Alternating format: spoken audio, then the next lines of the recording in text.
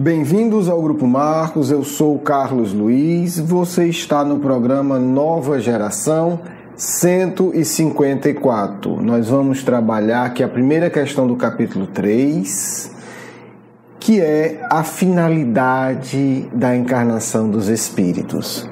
Nós vamos ler, mas nós vamos muito rapidamente saltar da questão geral, teórica, né, que vai nortear para um exemplo particular extraordinário, que eu acredito que sirva muito para a sua vida. Para mim serve bastante. Porque o Espiritismo não é simplesmente uma filosofia, não é simplesmente uma teoria, não é uma opinião. Quem aborda o Espiritismo assim não entendeu sequer os prolegômenos, onde os espíritos já alertam a Kardec que a vivência é parte indispensável. É preciso entender que nós, seres humanos, anjo eu não sei como é que funciona, aprendemos fazendo. Todo o processo evolutivo é um processo de ação, de vivência, de realização, né? A realidade que nós lidamos não é uma realidade meramente teórica. Os que se encaminham por aí se tornam tolos. Os verdadeiros sábios são aqueles que sabem integrar a teoria, o saber, ao dia a dia. Na verdade, eu diria, né, não vamos entrar nisso, mas a verdade é que esses indivíduos integram o saber às suas próprias células, as células do próprio corpo. É um outro assunto, depois a gente trabalha isso. Vamos lá, esse assunto vai ser aprofundado e desenvolvido no módulo do nosso curso, né? Agora a gente está fazendo, né, estamos apresentando o módulo Cristo, mas quando a gente for trabalhar lá na frente o módulo Reencarnação, a gente vai voltar a esse tema, né? Que é o sentido da encarnação dos espíritos. Vamos a Kardec, preste atenção que o conteúdo é bom. Pergunta 132. Qual a finalidade da encarnação dos espíritos? É uma questão grandiosa, Por que os espíritos reencarnam? Podia ficar tudo no plano espiritual, né? Podia já reencarnar e ir para o nosso lar e ficar lá tomando suco de uva direto e tá tudo bem, estamos conversados. Então Kardec pergunta, por que a gente não fica só no bem bom? Bem bom assim, né, gente? Bem bom para quem está harmonizado. Mas por que a gente tem que ter uma vida material tão grosseira? Bem, os espíritos já começam falando linguagem de espírito sério. Deus a impõe. Então, alerta, né? Para quem anda viajando aí nas teorias excessivamente pós-modernas e do marketing muito bem elaborado, não seja besta. Existe limite na vida e existem coisas que Deus impõe. E o que Deus impõe não tem conversa. Porque não dá para sair do universo. Então, vida encarnado ou desencarnado, meu filho, você está dentro de Deus. Você está dentro da criação divina. Então, não viaja. Deus a impõe com o fim de levá-los à perfeição. Então, encarnar é uma imposição de Deus. Ah, mas eu não quero. Ok, vai sofrer mais. Porque é revoltado. Ah, mas não tem espíritos das trevas que ficam muito tempo sem encarnar? Tem. Mas muito tempo não é infinito. Né? Chega uma hora que Deus impõe. Então, meu irmãozinho, minha irmãzinha, ninguém faz o que quer. Né? Ah, mas não tem livre-arbítrio? Tem livre-arbítrio relativo. Nenhum espírito na nossa fase pode simplesmente chegar e dizer, sabe de uma coisa, eu não quero mais reencarnar, não. Você pode negociar, né? Tem um caso interessante do Cornélio Pires, né? É poeta, radialista, espírita do interior de São Paulo, primo do Herculano Pires, que ele dizem que quer ter uma vida de espírita e uma vida digna, desencarna, e ele consegue adiar um pouco a próxima encarnação dele, acho que para 2100, alguma coisa do tipo, não lembro, porque ele negocia lá e ele vai viver trabalhando no umbral. Então, dá para negociar, né? Mas não está no bem bom, está num trabalho pesado, mas pelo menos lá ele tem a consciência espiritual dele, segundo a análise dele Então, assim, tem alguns acordos, não é uma ditadura, mas há imposição sim. Então, reencarna. Espíritos que não precisam mais é porque conquistaram. Então não foi um ato de rebeldia, foi um ato de conquista. Obviamente, existem milhares de espíritos na Terra, trabalhando na Terra, que não precisam mais reencarnar. Reencarnar para eles é uma opção. Ninguém vai chegar para eles, não, agora você tem que voltar. Não, ele já está resolvido com isso. E Kardec narra muitos casos de espíritos que desencarnam e vão para os planetas muito, muito evoluídos. Kardec teve contato com muitos desses espíritos, certo? Mas, enquanto um processo evolutivo, a encarnação é uma imposição. Para uns é uma expiação, para outros uma missão. Mas, independente do caso, para chegar à perfeição, todos devem sofrer as vicissitudes, as dores da existência corporal. Nisso é que está a expiação. Quer dizer, todo mundo tem que passar pelo processo de encarnar em mundos inferiores e absolutamente estúpidos como a Terra, né? Nosso mundo é estúpido. Se algum dia eu tivesse que receber alguém de fora do mundo evoluído, eu ficaria morrendo de vergonha, porque é um mundo estúpido, é um mundo onde pessoas como nós estão morrendo de fome uma hora dessa. É um mundo onde, sei lá, meia dúzia, centenas de espíritos doentes tomam o poder e simplesmente roubam a comida do prato da criança. Não tem do que se orgulhar, certo? Ok, a encarnação tem ainda outra finalidade, que é a de pôr o espírito em condições de enfrentar a sua parte na obra da criação. E isso nos dá uma grandeza extraordinária. Cada um de nós, segundo o Espiritismo, tem uma parte na criação. Então, nada de coitadinho, nada de vítima. Cada um tem uma parte e deve realizar. A criação, numa pequena esfera, mas ainda assim verdadeira, depende de nós. Isso dá uma grandeza, isso quebra com toda a visão tola medieval do Evangelho de Jesus. Há uma parte nossa, individual, intransferível. Deus nos criou para executar uma parte na obra do universo. E essa parte é nossa, não é de outro ser no universo. É para executá-la que ele toma um aparelho em cada mundo. Então a nossa obra não se restringe sequer à Terra. Isso é grandeza. Não é vaidade tola. Nós temos uma obra na Terra, depois a nossa obra vai para outro mundo, depois para outro e depois para outros. Né? Então a gente tem um aparelho em cada mundo em harmonia com a matéria essencial, a fim de nele cumprir, daquele ponto de vista, as ordens de Deus. É dessa maneira que, colaborando para o progresso geral, né, o indivíduo progride. Ok. Essa é a parte filosófica. Vamos pegar um exemplo concreto, né? Isso ainda está muito teórico para o meu gosto. O Dostoiévski, citado pelo Viktor Frankl, diz o seguinte: há apenas uma coisa que me apavora: não ser digno dos meus sofrimentos. Uau, né? Estamos falando de gente grande. Não estamos falando da nossa cultura infantil, medieval, que a gente espírita gosta tanto. Adora, né? Adora o medievalismo, né? Pelo menos nós que estamos aqui. Espero que a nova geração seja diferente. Adora. Porque fulano sofreu muito, porque eu sofro muito, e aquela pasmaceira toda. A questão é, Dostoiévski coloca muito bem, parece até Leon Denis aqui nesse momento. Nós temos que nos preocupar, não é em sofrer ou não sofrer. Isso é tolice, faz parte.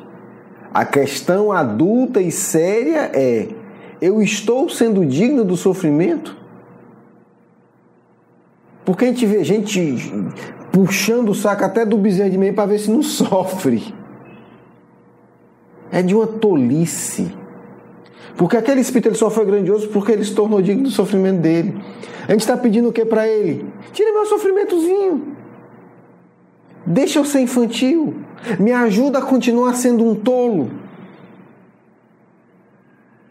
É curioso a nossa psicologia, né? A gente quer usar o espírito superior que se tornou grande porque foi digno do sofrimento que teve, pedindo ele para tirar o nosso. Complicado. A psicologia nossa é complicada, é medieval, é da idade das trevas.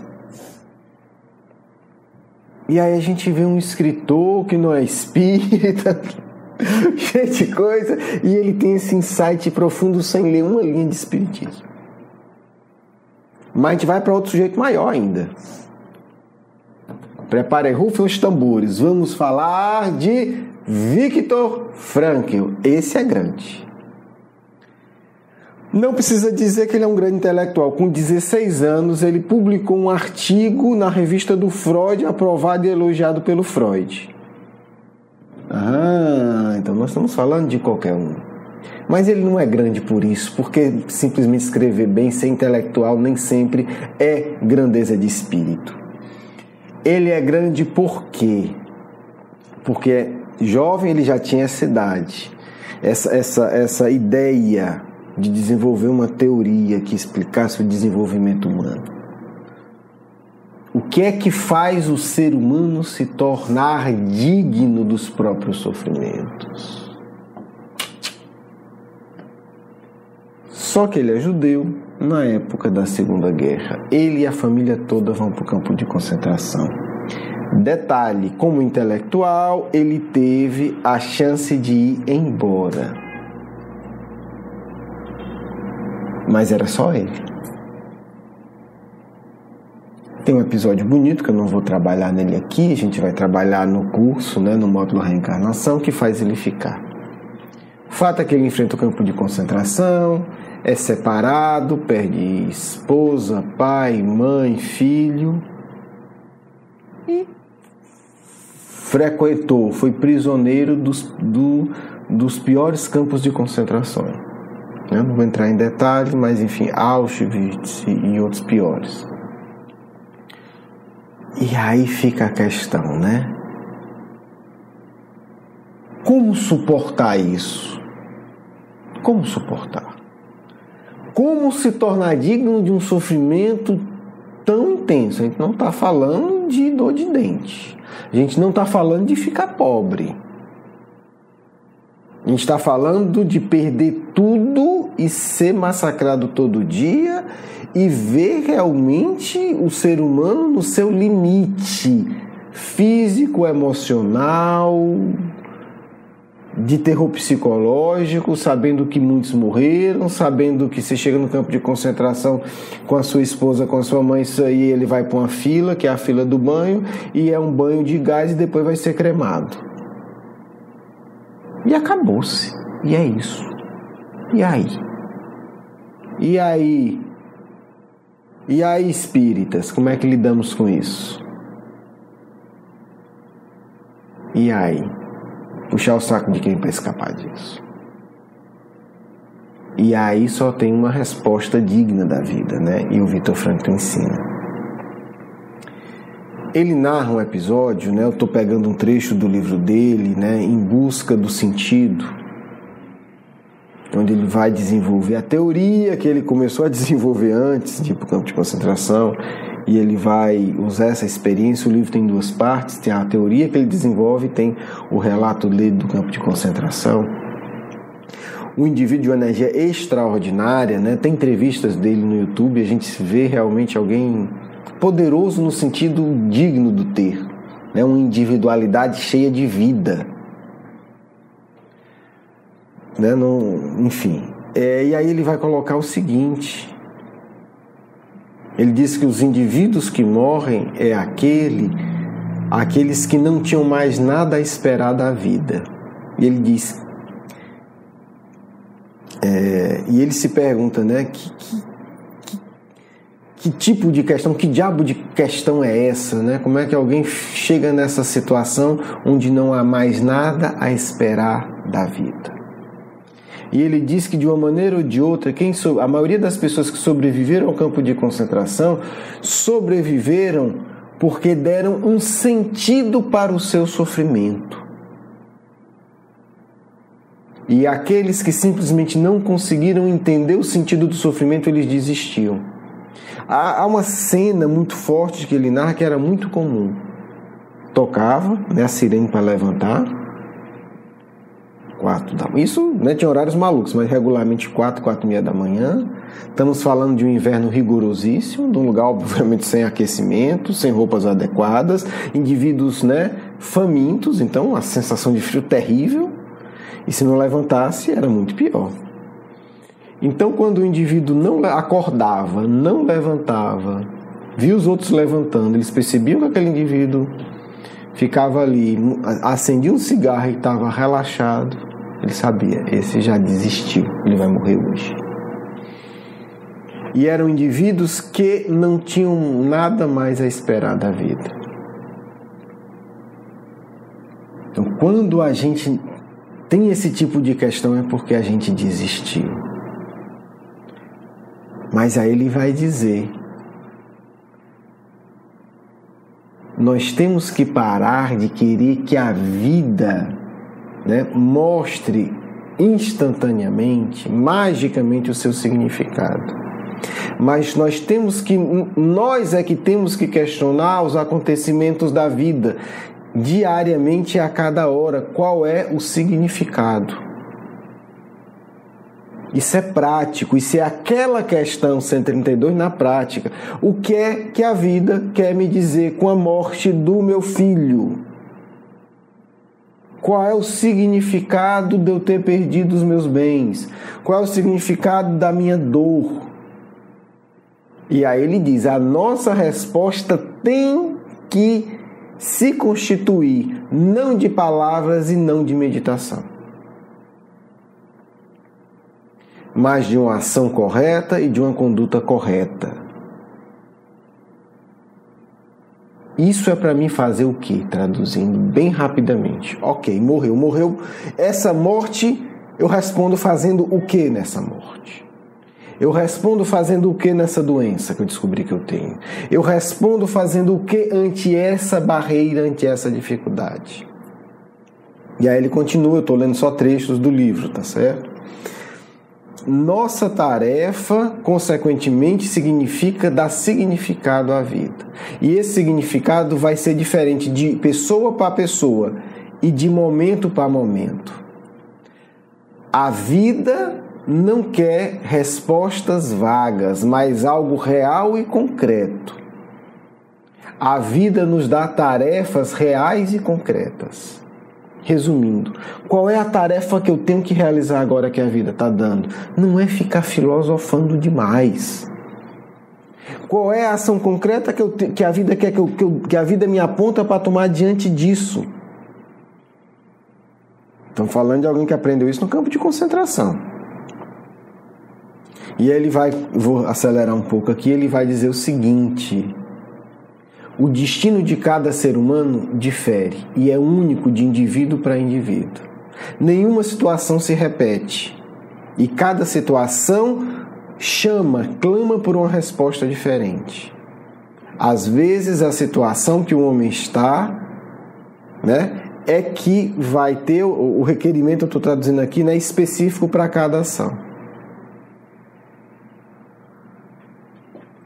E em cada momento ele vai encontrar o caminho de realizar a sua tarefa.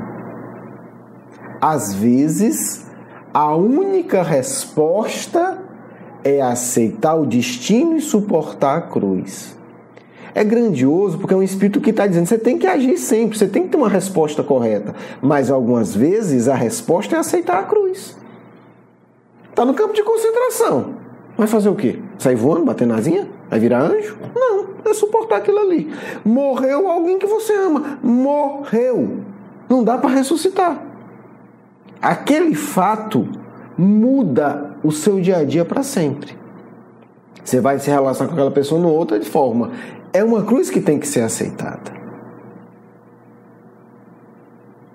Quando o homem enfrenta no seu destino o sofrimento, ele tem que aceitar o sofrimento como tarefa. E isso é muito bonito. Aceitar o sofrimento como uma tarefa única e singular. Porque o sofrimento é uma tarefa. Não é uma aceitação tola e estúpida e passiva. Estou sofrendo. Não, é uma tarefa. É como escrever um livro, é como fazer uma escultura, é como fazer um bolo, é como cuidar de alguém. É uma tarefa. Aceitar o nosso sofrimento é uma tarefa. E ele diz, né? O ser humano irá ter que tem essa compreensão, irá aceitar o seu sofrimento como algo único e individual e solitário no universo. Ninguém pode aliviá-lo do seu sofrimento. Ninguém pode sofrer no lugar dele. Isso é coisa de espírito maduro. Não é coisa, desculpe a palavra, de gente que se prostitui emocionalmente achando que guia espiritual vai tirar ele do sofrimento, na mágica. Não, ele vai segurar na sua mão, mas o sofrimento é seu e você precisa, é a sua tarefa, meu irmãozinho. É a minha tarefa. Se alguém tirar da gente, seria o Satanás, mas graças a Deus ele não existe. Porque se tirar a nossa tarefa, a gente vira uma pessoa sem utilidade no universo. Não tem cenário pior. Você se apresentando no plano espiritual, cada um com a sua utilidade, com a sua grandeza, e você, o tolo, que não tem utilidade no universo. Você não serve para nada. Ninguém é cruel a esse ponto de fazer isso com você ou comigo. Então, muitas vezes, ele conclui dizendo assim: para nós, os prisioneiros, esses pensamentos não eram especulações de uma realidade distante. Então, a tarefa do sofrimento no campo de concentração, diz Viktor Frankl, é uma tarefa diária. Uma tarefa ativa. O que eu quero destacar é o seguinte: sofrer tem que ser uma tarefa ativa.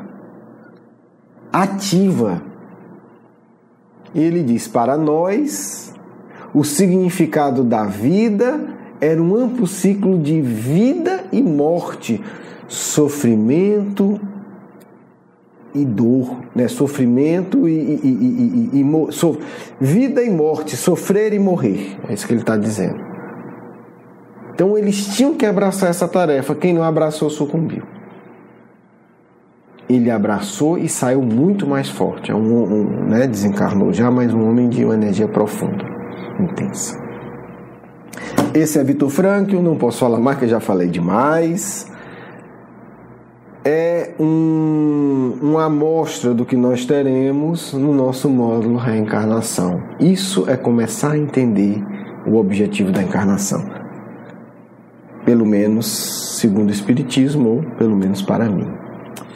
Um grande abraço, vamos para a nossa segunda parte.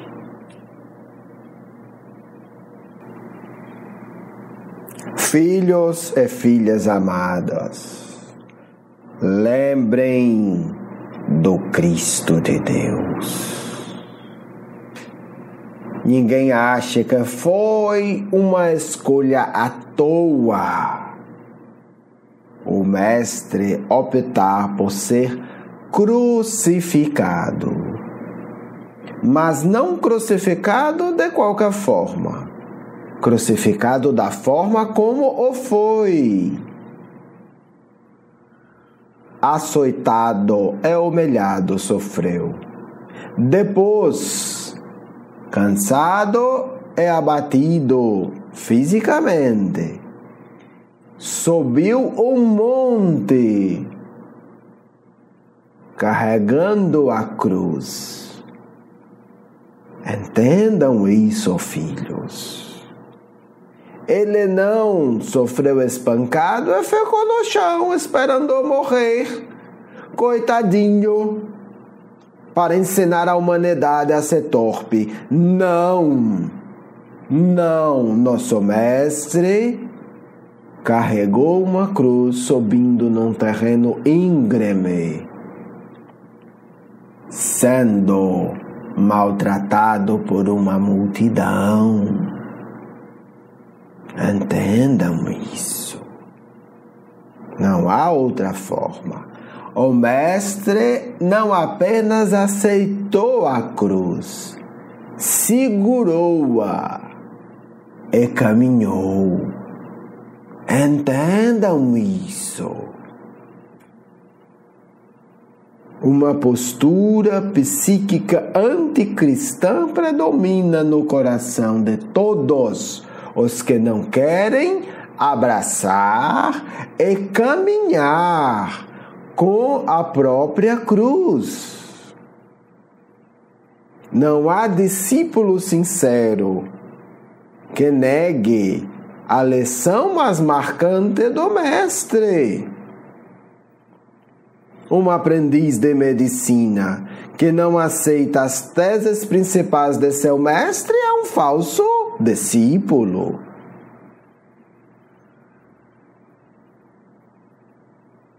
Quando nós negamos a luz do mundo, recusando a pequena cruz que nos cabe, negamos Jesus de Nazaré.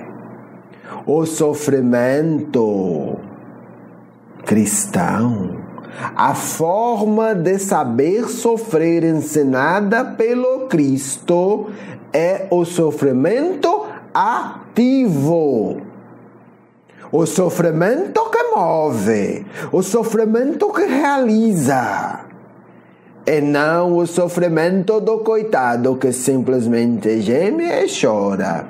Esse é o sofrimento de espíritos profundamente inferiores, porque são revoltados. Querem ser coitadinhos. Ficam séculos na lama, chorando e gemendo. Não é assim que o Cristo ensina. Sofrimento Cristo é o sofrimento de quem caminha para onde meus filhos entendam os símbolos do nosso Mestre. Para onde o Cristo caminha? Para o alto. Poderia ter caminhado para um abismo. Carregar a cruz até lá embaixo. Não. Cristo ensina. Carrega a cruz para o alto.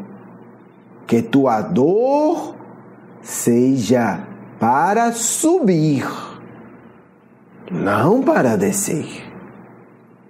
Lá no alto, após sofrer tudo, é não parar.